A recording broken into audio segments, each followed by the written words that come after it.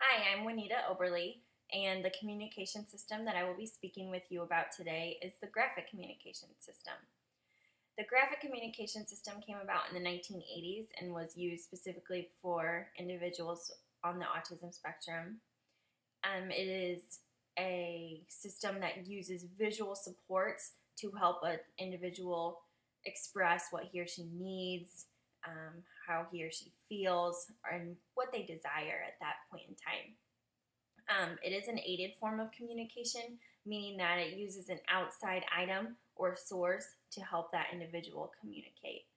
Um, Usually, the graphic aids are pictures, photographs, or they're images from the internet or a book. They can be a symbol.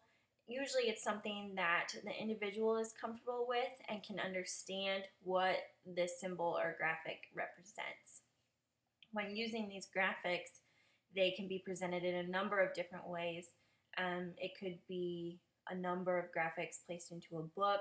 It could be that child only needs one graphic aid, so that could be a card.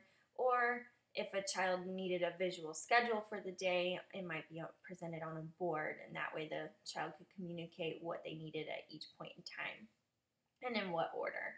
So what's nice about the graphic communication system, it is very individualized for a specific individual and what they need. In my own building, we use graphic aids with a number of different students. I'm going to talk to you today about one student in particular.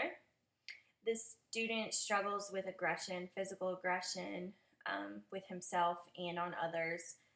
He's easily overwhelmed and can become frustrated, especially if material is difficult or if other students in the classroom are not behaving in a way that he feels is appropriate. Unfortunately, I do not have video permission to video this child and show how the graphic aid works with him.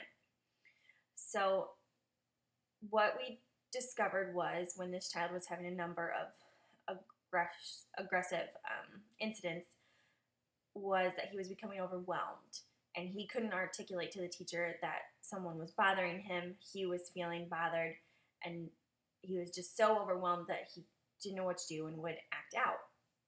What we did was we put a graphic aid in place to help him communicate to the teacher that, hey, I'm feeling overwhelmed. I need to remove myself from this situation and I need to go to a safe place.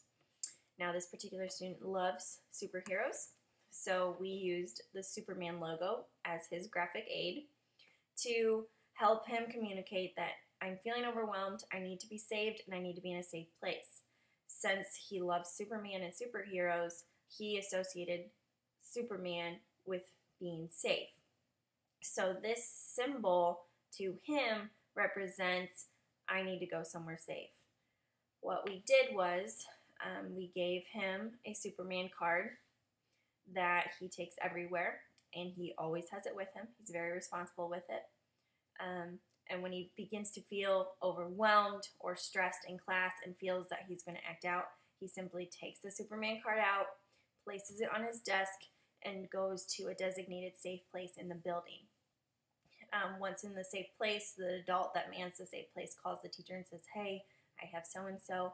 But at that point, the teacher has already seen the graphic communication that this child has set up for him and knows, okay, he's feeling overwhelmed. What is going on in this classroom that is making him get to that point?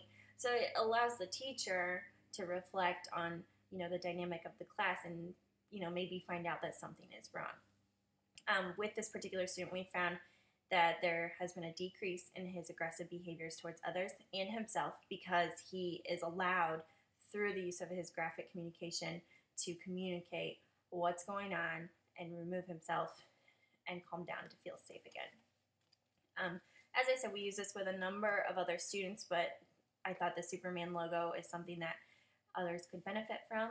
I would highly recommend using the graphic communication system, as I've seen positive benefits with decreases in negative and unwanted behaviors and increases in the communication of an individual's wants. Thanks.